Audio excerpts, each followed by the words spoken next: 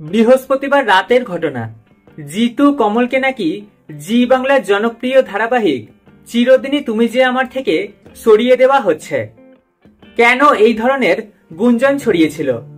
ওই দিনের সম্প্রচারিত পর্বে দেখানো হয়েছিল নায়কের দুর্ঘটনা ঘটেছে, পাশাপাশি নায়িকা দিতিপ্রিয়া রায়ের সঙ্গে মনোমালিন্য চলছেই।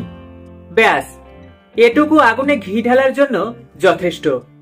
টেলিপাড়ায় রটে যায় এবার প্লাস্টিক সার্জারি দেখিয়ে বদলে ফেলা হবে নায়ককে। চর্চায় এমনও উঠে আসে ধারাবাহিক পরশুরামের ইন্দ্রজিৎ বসুই নাকি এসবিএফ প্রযোজনা সংস্থার এই ধারাবাহিকের নতুন নায়ক। শুক্রবার দিনভর উত্তেজনার পারদ চড়েছে। সকাল থেকে জিতুর একটি পোস্ট নতুন করে ঢেউ তুলেছিল তাঁর আর দিতিপ্রিয়া রায়ের তরজায়। জিতু সমাজ মাধ্যমে জানিয়েছিলেন তিনি ভীতু নন, সুতরাং ময়দান ছেড়ে পালাবেন না। যেরকম কাজ করছিলেন তেমনই করবেন।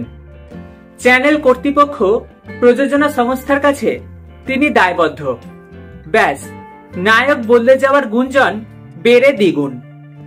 খবর, এদিন শুটিং এর সময় ধারাবাহিকের সেটও নাকি ছিল তুলনায় নীরব। নায়ক দুপুর থেকে শুটিং এ ব্যস্ত থাকলেও নায়িকা তখনও স্টুডিওয় পা রাখেননি। জিতুর অফিসের অংশের সেট বদলে গিয়েছে বেসরকারি হাসপাতালের কেবিনে। বেশিরভাগ শট নাকি সেখানেই নেওয়া হবে। এদিনের অধিকাংশ দৃশ্য নাকি গুরুতর আহত নায়ককে ঘিরেই। কি হয় চাপা উত্তেজনা নিয়ে যখন দিন কাটছে, তখনই বিকেলে দিতিপ্রিয়ার একটি পোস্টে অনুরাগীদের দমচাপা ভাব উধাও।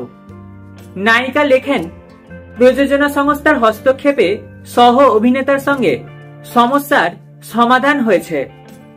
টেলিপাড়ার অন্দরের খবর, বিষয়টি ক্রমশ ঘোরালো হওয়ায় শেষে নাকি হাল ধরেন প্রযোজনা সংস্থার অন্যতম কর্ণধার।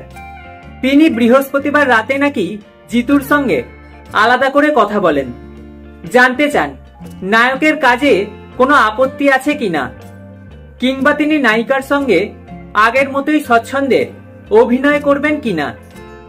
উত্তরে নায়ক নাকি তাকে জানান তার কোথাও কোনো অসুবিধা নেই।